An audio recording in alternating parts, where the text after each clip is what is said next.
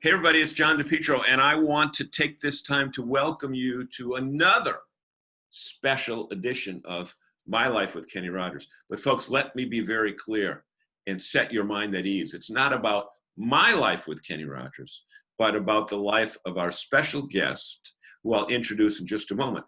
But first, I want to tell you this. This is one of a series, and if you want to get them all, then right down in the bottom right-hand corner of your screen, there's a little button that says subscribe. So hit that button and then a bell will appear. Hit the bell, and then every time we do a new one of these, we've got a lot of great ones lined up. In addition to the great one tonight, you'll be notified first before the general public. Remember, this offer is not available in stores, but only available right here on this special broadcast. And it's special because I want to make sure I get this name right. We have Robin, I got that right. Robin Higginbotham. It's a household word. Everybody knows who Robin is.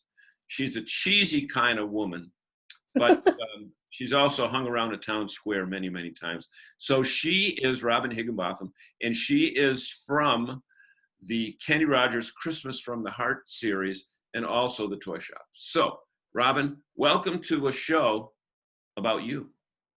Oh, my. That's never happened before. Thank you. Center spotlight. You pronounced my name to perfection, by the way. Thank you very much. Robin? Yeah. Oh, no, the Higginbotham. Robin, yes, but the Higginbotham, right? It's not always the easiest one for people, but. Yeah, exactly. They call it, it's always called Higginbottom, right?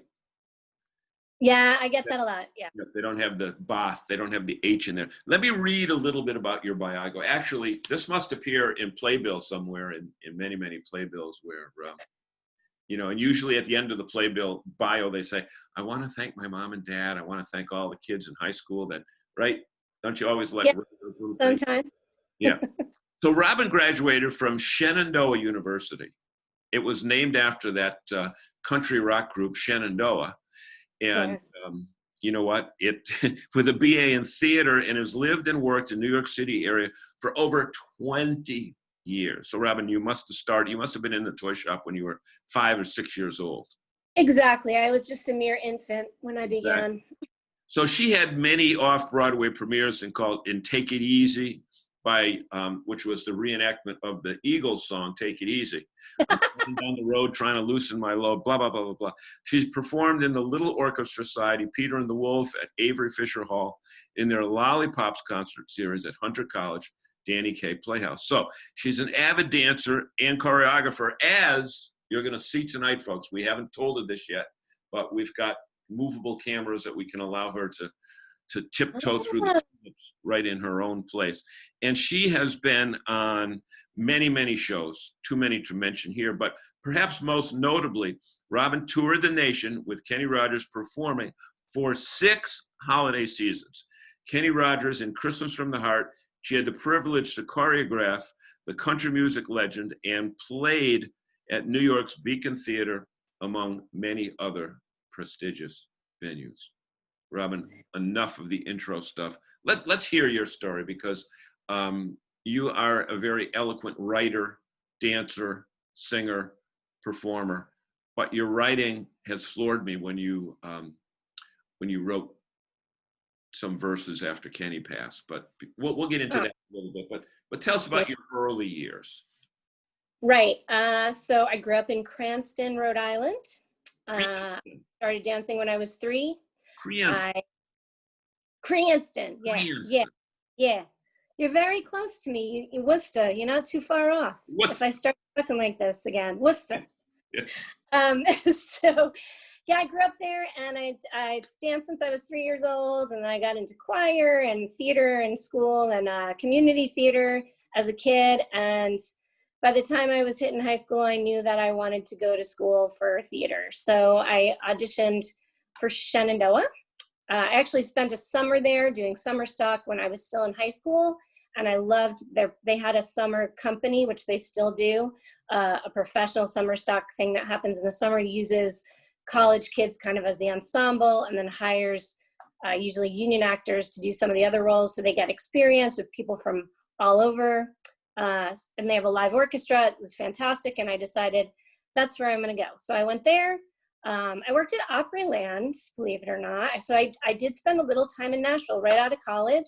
I worked at Opryland. I did a show with Brenda Lee, So which was when very you exciting. drive by the mall right now, when you drive by Yeah, the yeah, I was in the ACUF, which is right next to the Opry House. But yes, now it is a mall. It used to be, for those kids who don't know, it used to be a amazing show park. we've seen And it. So many, and you know what? I think more performing venues than most of the, you know, the Six Flag parks. Yeah, well, it was a performance park they did have rides, obviously, right. for the kids and stuff like that, but it was about the live shows, live musicians at every show, live singing every show, live dance, you know, everything was live, and it was fantastic, and it was amazing to work with those people. I lucked into that. A friend that I'd performed with got me into there, and I absolutely adored it. So I spent a season with them. We talked about cruise ships. I went off and did a cruise ship. I kind of toured a little, and I kind of was lucky enough when I first got out of college to go job to job to job, working for Opryland again in Texas when they used to own Fiesta Texas. And then I finally, I always wanted to move to New York.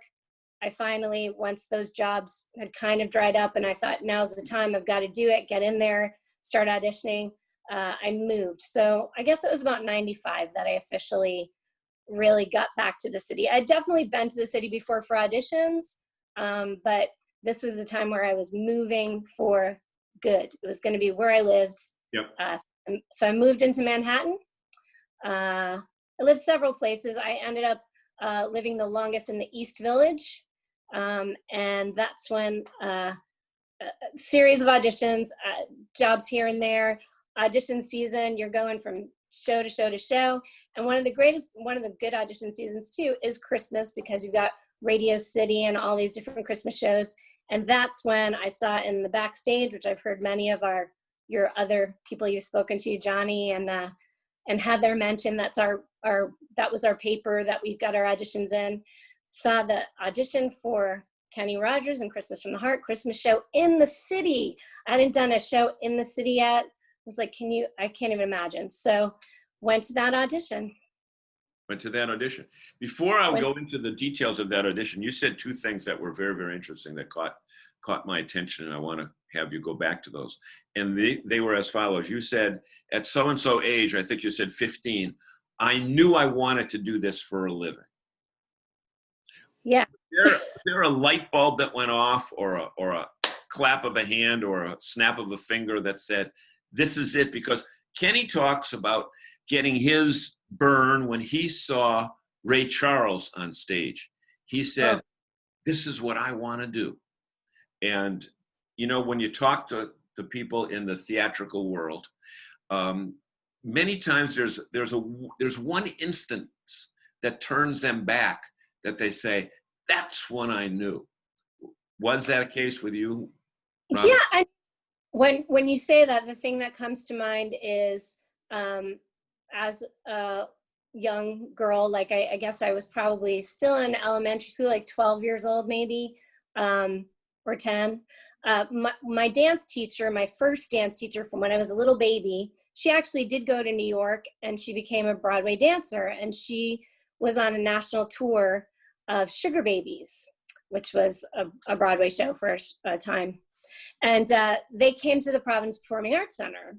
So we all went to see it at Providence Performing Arts Center. And it was this beautiful kind of Follies type spectacular fan dances. And Debbie, Miss Debbie, as I used to call her. She was a beautiful and an amazing dancer. And how old were you at the time, Robin? I think I was about 10 or 10 or 11. I was still in elementary school.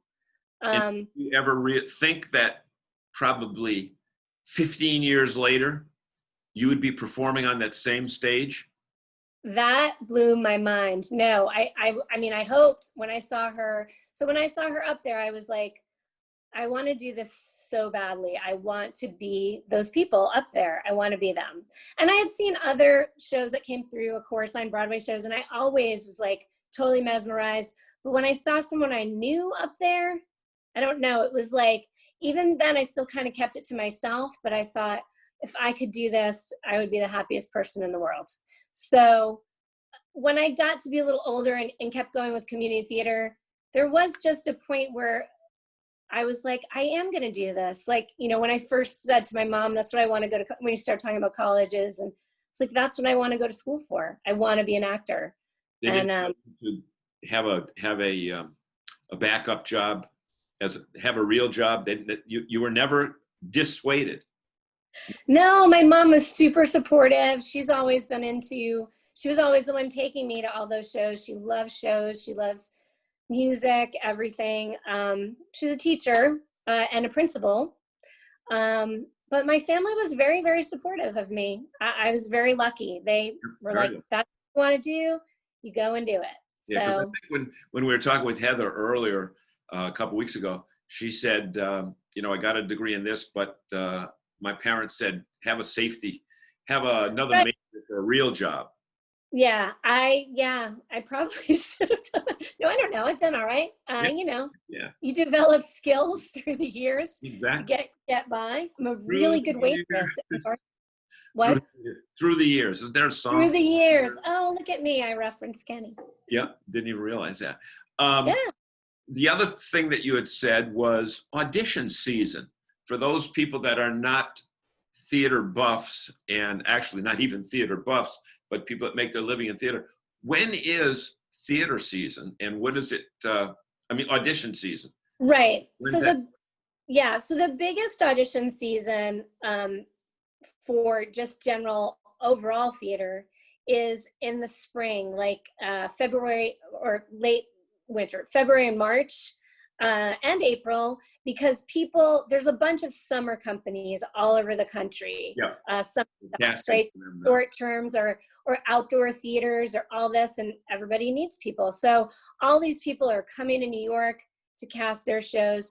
Plus, of course, there's always the regular Broadway. There's, usually in the spring, there's a bunch of Broadway shows that open. And then there's like a fall Broadway season. So those auditions, those are kind of going all the time. But at the time, non-union, I was non-union at the time. So I'm going to all those little regional theaters, trying to get a job here and there, trying to get out of New York, go away for the summer, work a job, things like that. So, and the same thing at Christmas. Christmas shows were great because it would always be like usually a couple of months, and you'd be doing what you want, and come on, you're singing Christmas songs and just having a great time, and you're celebrating for longer than you normally celebrate, and somebody's paying you to do it. So that was a great gig too, the Christmas shows. And like Radio City, things like that were coveted because they paid really well. And so there's kind of a season for those Christmas shows in the late summer, early fall. And then the biggest one is probably that spring season. Where you just go after audition. You're reading and you're seeing a Christmas show in New York. You're saying, this is amazing. I don't have to get on a bus and be four in a room. Had you toured yet on any type of show prior? I had, yeah. Okay. I had, yeah. It's not as glamorous as it's made out to be. Well, that is true, especially your average regular theater tour, especially a non-union theater tour. So imagine our surprise, and I may be jumping the gun here, but when we went on tour with Kenny, it was incredible. Like our own bus, I know Heather talked about it, I think Steve talked about it, like treated like a rock star. I remember saying to Warren one time, I think he asked me when we started, he said on the tour as a group, he said, is this what, most theater tours are like? I was like, oh, no. We're all in a regular bus sitting, you have a seatmate, like you're cramped, you're dragging all your stuff on and off the bus. Nobody's buying you dinner or giving you food. You're all on your own. I was like, shh, don't tell anybody. I was like, don't tell anyone we don't get treated this well. Yeah, it's amazing, and everybody, all the, what I call the ensemble folks from the toy shop, whose names, who wore either makeup or headgear, who the audience never knew who they were. But Kenny would always be the first to say that the supporting cast makes up the show. They make the show, especially a Christmas show that, you know, when he would bring, and you saw when the local choirs would come on. Oh, yeah. Have them doing 7 or 8 songs. I mean, it was the highlight of their school year. But he would always talk to the choir beforehand and say, you know, I was a Glee Club guy. And, you know, it's not Christmas till the choir gets there. Yeah. You know, and make you feel good. So let's back up a little bit. So now you got the audition notice. Yes. Go through that, because your colleagues have said they've never been to an audition before where they had to go through 10 or 11 recalls.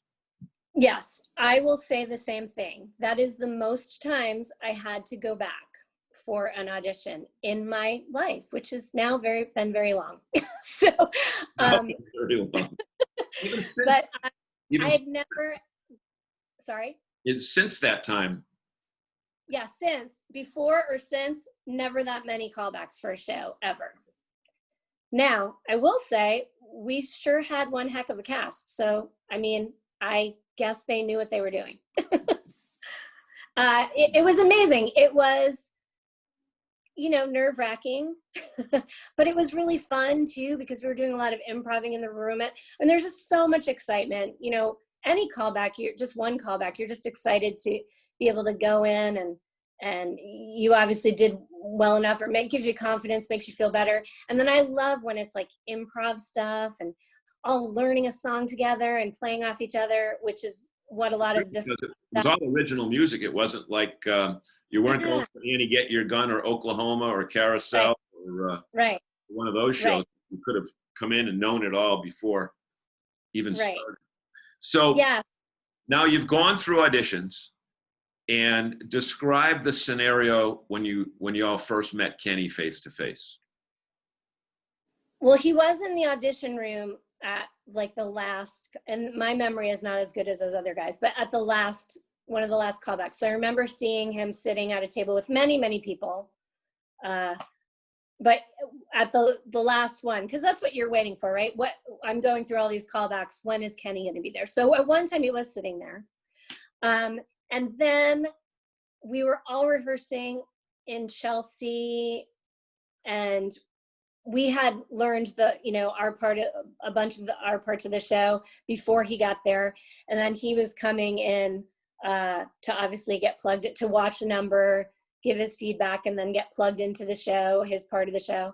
I was starstruck, as you would be, but trying to be cool, of course. But he was. And you're what, 24, 25 at the time, or oh, I'm 30 at the time. Oh, I'm you're one of the.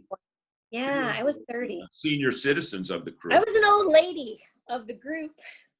Yeah, I was starstruck. I mean, as Johnny said, my dad had that 8-track Kenny Rogers Greatest Hits too. I mean, as well. So my father had his records. They were played around the house. So, you know, seeing someone like that was amazing. And then he was the nicest guy ever. He was super sweet, engaging, like everyone said, made you feel at home, didn't, you know, putting on airs, nothing. I mean, it was just, he was lovely. And Wanda was with him. She was lovely. They were absolutely just warm and welcoming, you've already talked about with other people, but the rest of the band, like, so nice, so lovely. You're so old now, you might not be able to remember all these. Sure. Name some of the band guys that I know. Warren and Steve were like. And Steve Glassmeyer, Chuck, Lynn, Gene Sisk, Randy. Did I get everybody? Chuck. Yeah, I think so. Oh, the drummer. Lynn. No, Lynn. You got Lynn. Yeah, I think I did it. You think if I did, sorry. Well, it was before Amber, right? Was Amber there? The girl with the fiddle? She wasn't there. Okay. No. So obviously you met. I'm looking right at him. And Junkerman, Kelly. Oh, Kelly. Yes, of course. Yes, Kelly was at all the auditions. He was. I didn't know in the beginning who he was, but then obviously we learned who he was, and Kelly was great. Yeah. He was He was great to me. You just referred to the 8-track before where you and I had talked about, but I got to read this part here that you had mentioned it because, and then I want to read some of this stuff a little bit later when we talk about, you know, what you posted with when Kenny passed. You said, I was a little kid, fortunate enough to be cast in the Kenny Rogers and Christmas from the Heart as a young performer in New York City. It was a dream come true, singing and dancing in a Christmas show with a celebrity that was frequently playing on our record player at home or on the 8-track in my dad's car when I was little. You're hearing this person over and over and over again on two devices that basically don't exist anymore, record players and 8-tracks. Yeah. Rub it in, John. Yeah, exactly. So now you're meeting the guy up front and you say, what would it be like in person? And you say, well, he did not disappoint. You knew why he had been so successful for so long. Kind, caring, down to earth, incredibly professional, creative, collaborative, artistic talent that took my breath away, and hidden talents that I didn't know about, such as photography, until I worked with him. Now, I'm just going to go out on a limb here, Robin. Mm-hmm. Your left, my right, there seems to be a photo that has a little bit of familiarity to me. Ooh, I don't. Oh, I might. Ooh, I'm really bad at this. Oh, let's see. What is that, Miss Robin?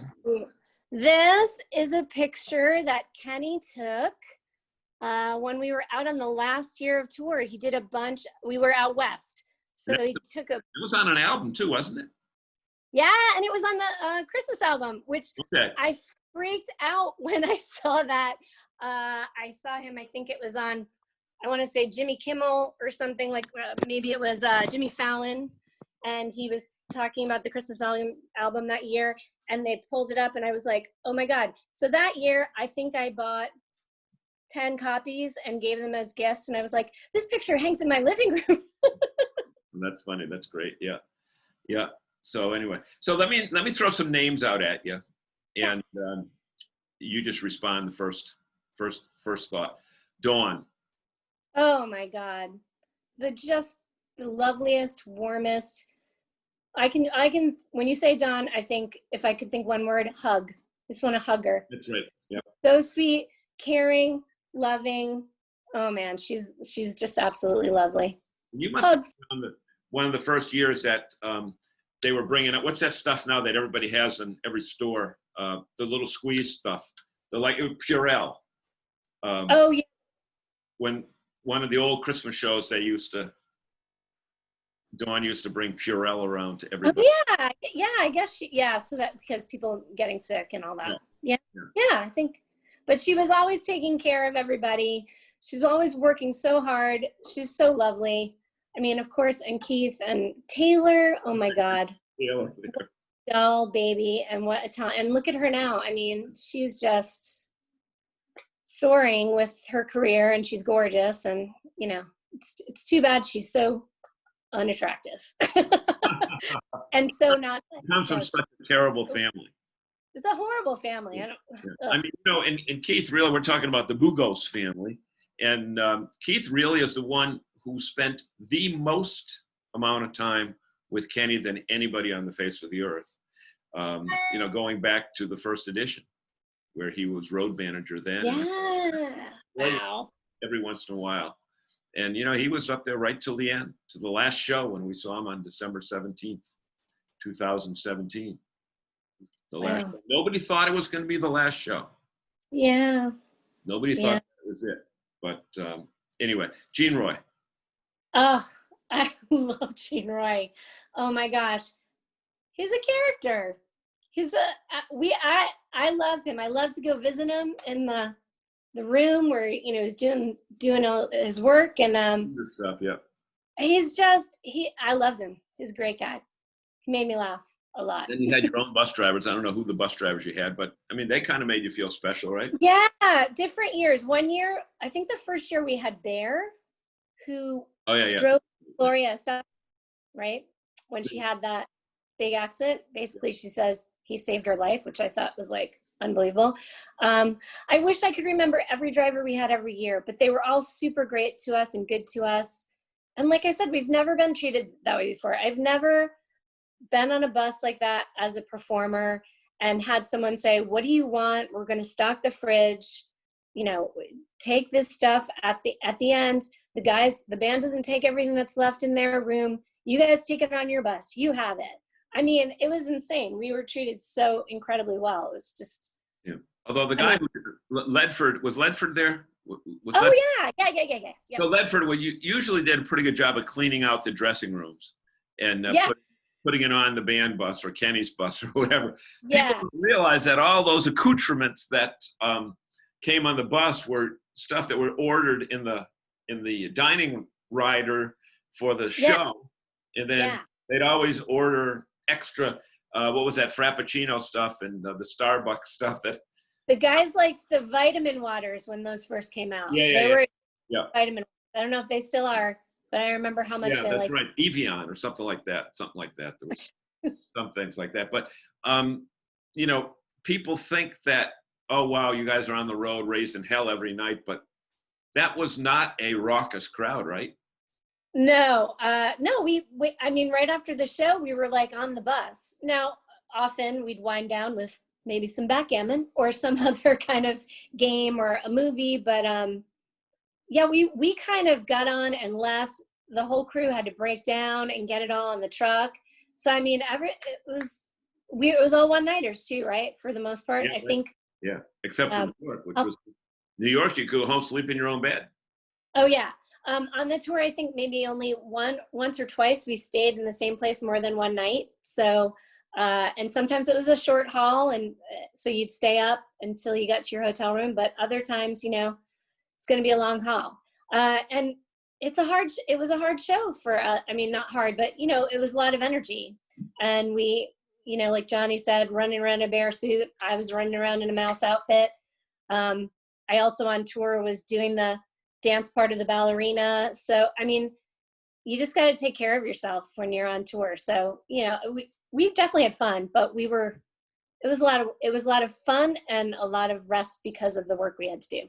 You had to do. What were the principles that you took? I don't mean principal like your mom being a principal. I mean the PLES. What were the principles that you took from that show? What is it now? 20 years later that you learned then that were generated by Kenny that you took with you? Yeah. Well, first of all, in the New York show, I was dance captain and in the ensemble, and I understudied. When they decided to tour the next year, they asked me if I could also be the choreographer.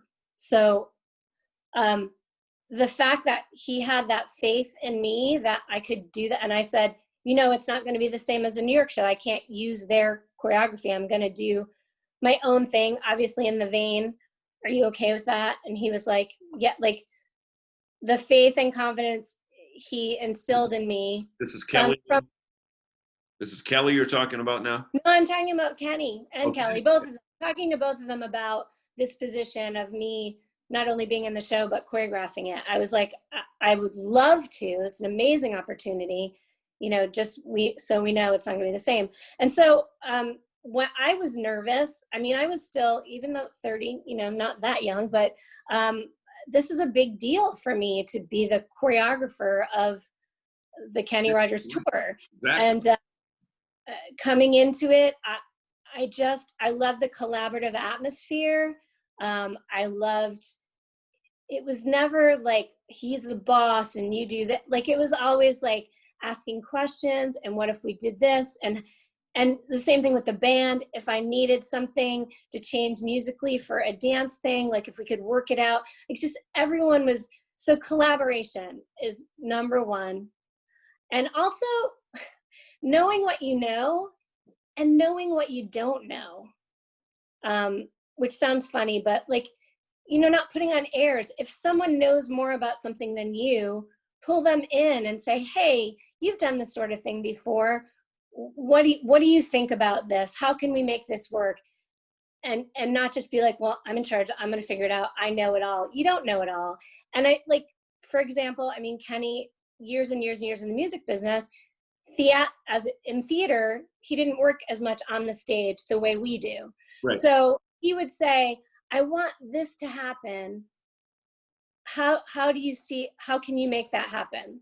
Like, I want it to be like this, but maybe this isn't the best picture on a stage. How can we make that happen? And we would talk through things, and it was just amazing that he wasn't just, I mean, not that anyone should be doing this, but not just barking out orders and being like, I'm the boss. He was never like, he was always, listen. Ask you, and then you did it together, as opposed to say, this is what I want, I don't care what it takes, get it done. Yeah. Conversations, collaboration, respect. I think Steve said that too. The respect, I mean, it was incredible. Feeling valued and taken care of. And just, it was absolutely one of the best times of my life. And interestingly, the choreography that you had to do, your dancers were people in cumbersome, bulky outfits. It's not like this is not the ballet in New York City where everybody's wearing tights and tutus. Yeah, that was always interesting. Yeah, try and figure out how we could move in those costumes. Yeah, definitely. Luckily, from being in New York and seeing how that all worked, I kind of had an idea of how it was going to work. And so to be that person, and this is how I always am with choreography, and this is also something I would say I partially learned from Kenny. Be flexible, be ready to change. Nope, that doesn't work. What are we going to do? We've got another, we can fix that. No problem. We're going to do this. You know, be able to adapt. Showbiz. Yeah. Sometimes, you know, sometimes something gets lost in the truck or gets left behind. There's a prop that's missing. Do you know, and Gene Roy told me this story, I forget what year it was, but Kenny was one of the guest mentors on American Idol. Oh. Okay. I didn't see that, but and you know, there were a few, I forget who the person who was that won it that year, but talk about having to be ready. Now, in New York City, when you're doing a live show, if there's a problem, you know, you can move from 8:05 to 8:10, no big deal. Okay. You say, well, you know, there were still people at the box office trying to get in, so we wanted to be considerate of them. But about a minute and a half, everybody's at their place, and Kenny's going to come on in the opening number and do a, you know, ladies and gentlemen, welcome to American Idol, Kenny Rogers. Okay. About 90 seconds before, who was it, Ryan Seacrest was supposed to do that, Kenny dropped the mic and it broke. Oh. So Gene Roy, Mr. Find Everything, never a problem. Yeah. They got a new mic into Kenny's hands 10 seconds before they were going live. And with TV, you know, you can't hold the show. It's got, you're going live. It's going live whether you're ready or not. So that's funny that you bring that up, because there's a case where Kenny was a victim of, you know. Yeah, I mean, that happens on stage too. I mean, once the show's rolling, you're not stopping. Right. If you've had any problems, you just gotta figure it out. You gotta go on. So what advice would you have for young people today? Forget the COVID part.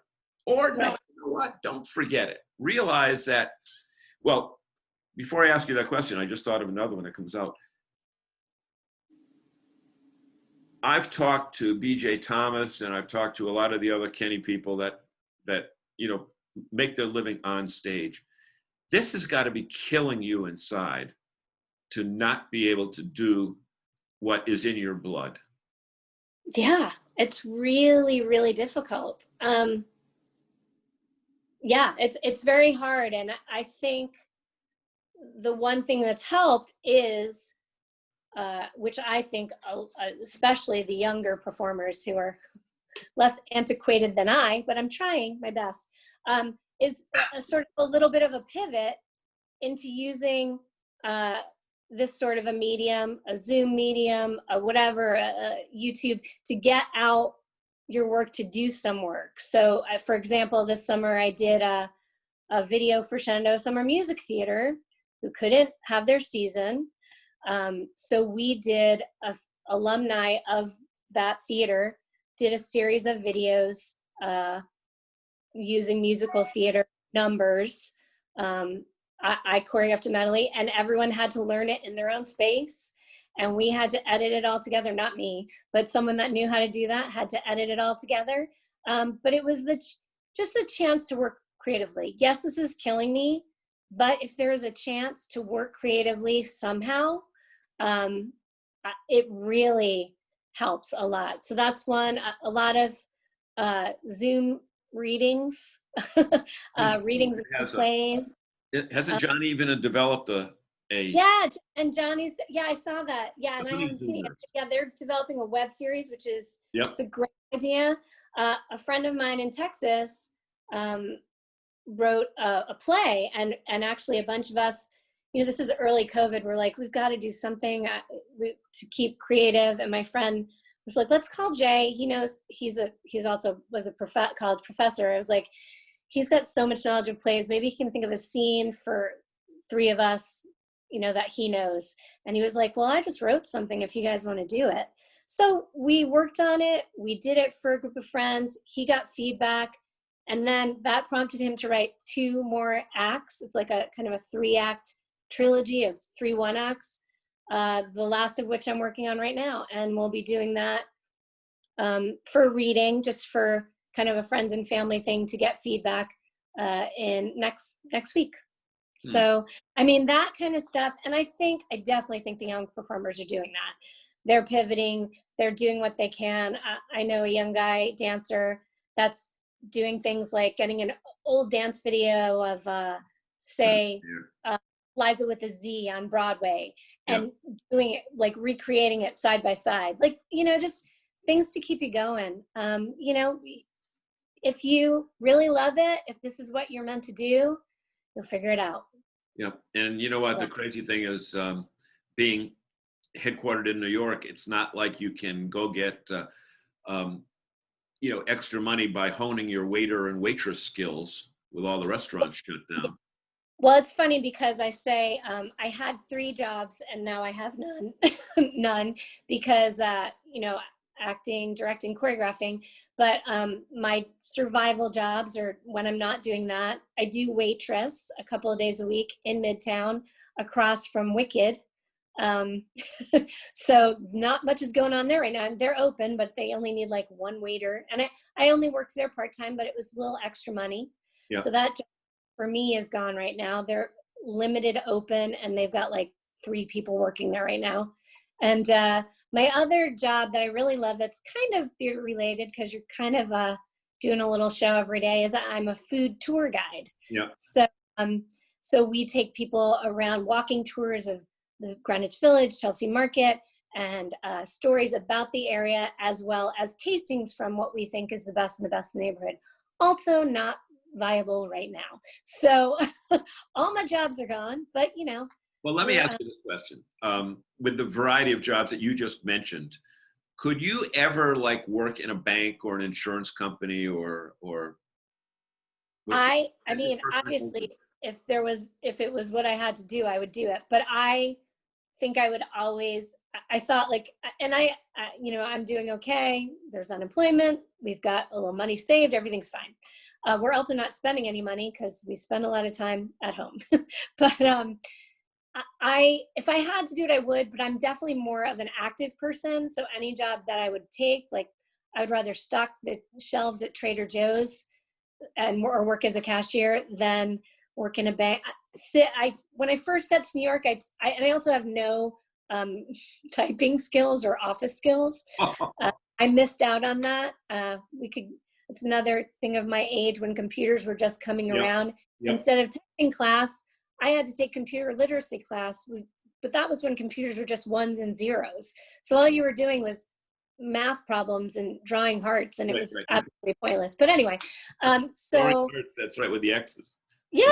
So I have no office skills. I temped as a receptionist a few times, but sitting in an office all day, it wasn't for me. Not your So bad. any other job that I can do that involves like motion, moving, I would, work for UPS if I had to before I would sit in an office, I think. Yeah, less traffic in New York, easy to do. There you go. So you did the show on the road for 6 years or 5 years or whatever it was. It was around that time period. Yeah, including the Beacon, I think it was 6 years. Okay, so a pretty good run for, to get that kind of business. I mean, we talked with the guys in the band to work 25, 30, 40 years for one performer. Certainly unheard of, but, you talk about, the traits that Kenny had as why you wanted to work with them. I read those things about kind, caring, down to earth, professional, creative, collaborative, artistic talent, blah, blah, blah, blah, blah. I shouldn't say blah, blah, blah, blah, blah, because that's a demeaning term. No, You know what I mean? When Kenny passed, what were the thoughts? What were some of the, what went through your mind? Because I know I mean, and it's so funny because I know it affects Johnny too, and I haven't kept in touch as well with people from that tour. I mean, we're Facebook friends. I see what they're doing. Everybody's kind of off on their own. I'm not one to write things on Facebook or post, but what you've been reading, once I heard, I was like, this man he had a profound effect on my life. Working for him those 6 years, giving me confidence, helping me to see the best ways to work. He's a perfect example. Meeting all those people who, to this day, I cannot think of a bad word to say about one single person on that tour, cast, crew, staff. I knew then I was lucky. I still know I'm lucky to have done that. Probably know it more now, would you say, in retrospect? Yeah, but it didn't pass me by while we were doing it either. It was a seasonal thing. It was Christmas, and every year that I knew that I was going back, no matter what else, if I didn't get a job, if I, was not having to wait tables more because nothing was coming through, I was like, come Thanksgiving, I'm going to be doing this amazing, incredible show, and I'm going to be on the road with these great collaborative people. And everyone was like that. He hired people that were like him, were down to earth and collaborative and lovely to be around and passionate. Heather talked about passion. I think we were all super passionate about making the best show we could. And to be in the business as long as he was, I've never heard a bad word spoken about him. And people always ask me that too, like later on in life when they hear I worked with Kenny Rogers, what was he like? Like they're expecting, some horrible, right? And I'm like, honestly, the most amazing, respectful, all those things I listed, kind, collaborative. It warms your heart because when people get to that level, they don't have to be like that, but he was. And it broke my heart that, I wasn't ever going to get to see him again, perform or speak with him again.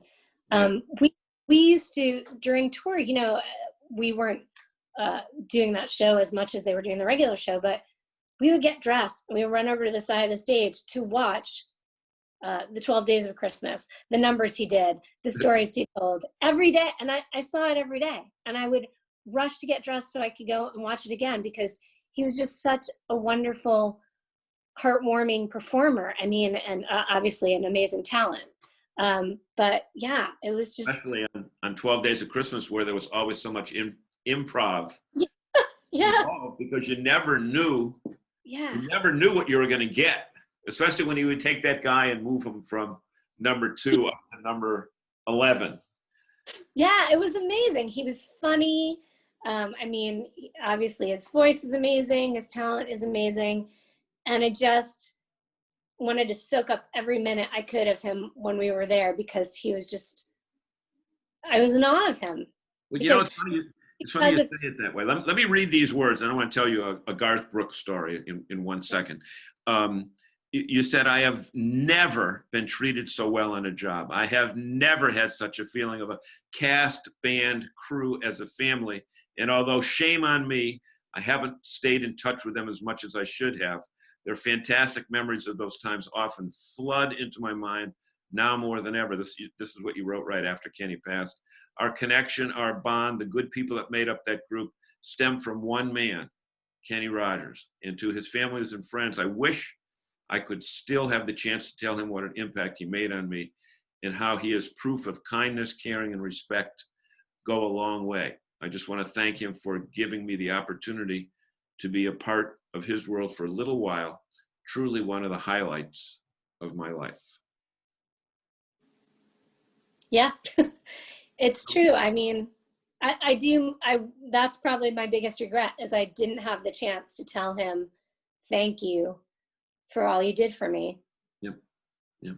And it's interesting that you bring up the fact that we were all watching from the wings, because most of those shows were theater shows, or well, actually, no, they were arena shows too, but. Right, but we'd be sitting by Frank. By Frank Farrell. Board.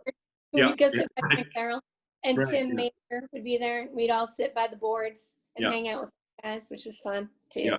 But one year, I'll tell you when it was 1989, and it was in the show, your show started in 99 or 99. Oh, 99. Well, Christmas 98 was the Beacon. So yeah, the tour was 99. So 1989, we're in Worcester, Massachusetts. And well, you played Worcester many times. Yeah. But we're in Worcester, Massachusetts. And the night before, I met this guy up in Portland, Maine, who I didn't know who he was. It was this guy, the Oak Ridge Boys, and Kenny. And while Kenny's on stage, the opening act is over on the side in the dark, where the lights weren't, watching Kenny. And I just met him the night before. And I said, hey, man, how are you? He goes, good, good, good. I said, what are you doing here? He said, if I ever make it big, I want to learn how to perform on stage. And he said, I need to watch The Master. And he pointed up to the stage.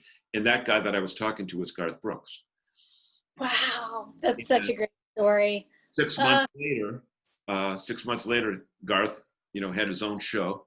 And a year later, he's doing arenas. And Kenny even jokes in the part about when he hands out, money to people in the show and says, just don't go take that money and buy a Garth Brooks album. It wasn't part of the Christmas show. It was part of the other shows throughout the year. Yeah.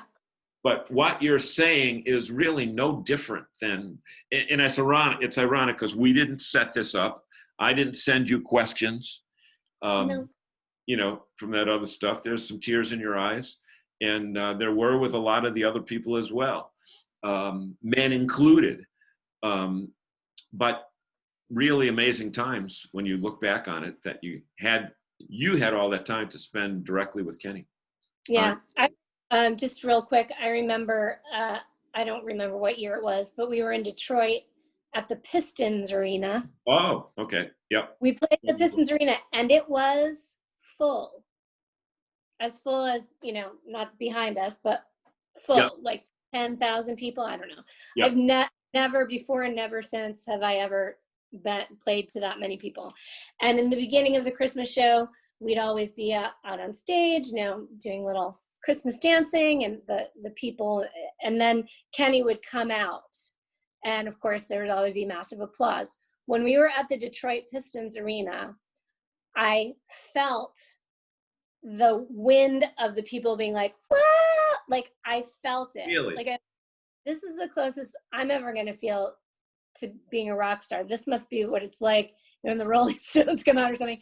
I mean, Kenny walked out there and you just felt the whoosh from the crowd, and it was amazing. And that's a very vivid memory for me about how legendary he was, and how he also just spanned so many age groups and so many areas. It wasn't, you know, it wasn't just country. Obviously, it was crossover. You know, I'm from Cranston. You're from Worcester. It wasn't, country music wasn't big. Obviously, he was crossover and pop, but it was amazing how many people liked his music. People that you wouldn't think, or I don't know, you know, he was so relatable and so good at what he did that, you know, so that kind of rock star moment always when he came out on stage, it just, it blew my mind. It was so cool. Yeah, and when you look at the other videos in this series, you'll see that everybody kind of has that same thread of what relatable guys. And the people that I think it's most impressive hearing it from are the opening acts, that they never felt as though they were trash and just there to fill time. They were part of the show, and they got their name on the tickets and everything. So, you know, from that perspective. But what else would you like to say as we close, as far as, you know, I'd ask you a question about advice. Maybe you want to get into that to younger people. Oh yeah, advice. So I mean, you know, I feel like the younger generation is much smarter than me. I work a lot of times with college kids. I've directed and choreographed for certain college theater programs, and I've also done some auditions for summer stock companies where I've done the dance auditions at different colleges. We've done college tours. The college kids these days are amazingly prepared. They've got all the social media. They know what they're doing. So they are pivoting. I see a lot of them, those kids that just graduated and it's tough for them. They're doing what they can for now, and they know it's going to come back and they're going to get back out there. So it's tough right now, but if it's what you got to do, you're going to figure out a way. I mean, you know, people are figuring out a way to perform. There's drive-in shows, there's this, that, and the other. So it'll come back, and until then, we'll do our best to keep it going in whatever way we can. So that's the start. So Robin, you know, if you're lucky. Go ahead. What's that? Oh, I was just going to say, and I wish to those younger performers, they're lucky enough to have some sort of experience like we experienced on this incredible show. I don't know if it'll ever happen again to anyone, to have the chance to spend 6 seasons at Christmas time with someone so amazing and legendary, and memories I'll never forget. I mean, and people I just cherish and love. And I was even talking to Johnny recently. I watched his interview, and then I immediately sent him a message, and I was like, oh my gosh, you're so great. We've got to get together. So there is talk of a Zoom toy shop reunion. So maybe that's going to happen. And you know what? We were talking, I think I sent it to Heather. You know, you guys get all the people together, we'll get them on here and we'll record it like this. And oh my God, so amazing. You know, there's a couple other names I have that I've got written down here, but I'm sure Steve would do it. I'm sure Heather would do it. I'm sure you'd do it. Topher Goodman, Kathy Conley Oliver. I love those two. Yeah. They were original toys in New York and on tour. Mamie Paris, which I know you have her name. She's a big old Broadway girl, big Broadway star. So, but I've seen her from time to time in New York, and she's lovely as ever. So, yeah, they're all amazing, all those people. And we'll make it part of it. But you know, the beauty of it is that everybody shares the mic. It's not like let me talk and you guys sit back.